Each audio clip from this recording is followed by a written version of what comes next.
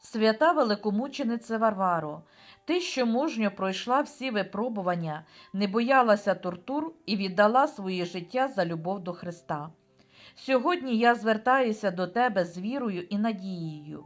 Вимоли у Господа для мене, моєї родини і близьких, мир у серці, захист від усякого зла, сильну віру і Божу мудрість у житті. Оберігай нас у небезпеках, зміцнюй у випробуваннях, провадь до добра і спасіння. Заступайся за всіх, хто звертається до тебе, і веди до Христа наші серця.